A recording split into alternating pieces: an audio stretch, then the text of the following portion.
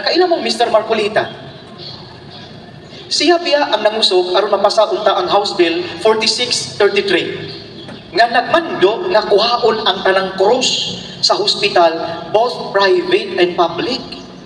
Mga igsoon, kadaghang problema sa Pilipinas, kadaghang walay trabaho sa manhuyod o walay makaon, kanang krus pag yung initan. 1 Corinto 1:18.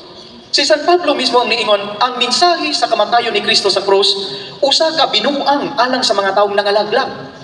Pero alang sa mga taong nangaluwas, ang simbolo sa krus mao ang pagpakita sa dakong gahom sa Dios. Naa may hangyo karon og unsa ni kampanya nga is i-vote straight sa nasyonal ug sa lokal, naa magyoy mga both parties tanan naa magyoy nag-iyon nga vote straight. Unya kay sa national level, palihog isa o kinsay nakaila sa tanang kandidato sa senador ninyo. Nakaila mo sa tanang senador.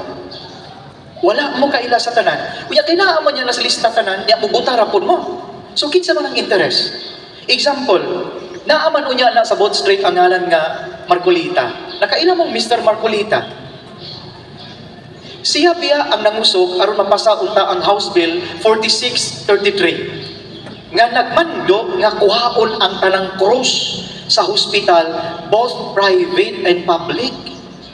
Mga igsoon, kadaghang problema sa Pilipinas, kadaghang walay trabaho sa manhuyod o walay makaon, kanang krus pag yung initan.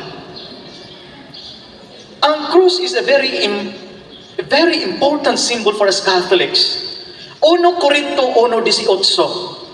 Si San Pablo mismo ang niingon, ang mensahe sa kamatayon ni Kristo sa krus, usa ka binuang alang sa mga taong nangalaglag. Pero alang sa mga taong nangaluwas, ang simbolo sa krus mao ang pagpakita sa dakong gahom sa Dios. Pero nakaila mo ining mga tawhana? Wala. And that's unfair. Nahatagan nagmuglista, unya pugson mo pabutar nila, nga wa gani mo kaila nila. That's unfair. Gamit ang iyong katungod nga mopili og mga tao nga makatabang ninyo kinsa gahuna-una alang sa iyong kaayuhan. Kadaghang walay trabaho sa manuyod, nya cross pag imong initan. Wa ka malipong. Kabalo mo pilay sweldo sa mga senador. Kabalo mo pilay sweldo? Adi ako'y kudigo diri. Og na amoy lista, napuoy kudigo sa lista diri. Kabalo mo pilay sweldo sa ato ang mga senador. Ang ato mga senador is receiving a salary grade 31. Pila man ang salary grade 31? In 2021, that's 268,000 monthly. 2022, 273,000. In 2023, 278,000. Karon almost 300,000 na ang ilang gidawat matag bulan. Wala pa na inabot sa 13th month, mid-year bonus, performance-based bonus o sa mga cash gifts. Here comes iman huyod nun nga maglisod gani kuha o usa kagatos ang adlaw. Unya pasuportahan nimo ang usa ka tawo nga wa gani kakaila nga nagdawat og hapit 300,000 ang bulan. That's unfair. Daghan ninyo nibutan mo yung Robin Padilla last election, di ba? Unsa may nahimong balaod ni Robin Padilla karon para sa iyong kaayuhan? And you supported him. Tungod kay naa to sa lista.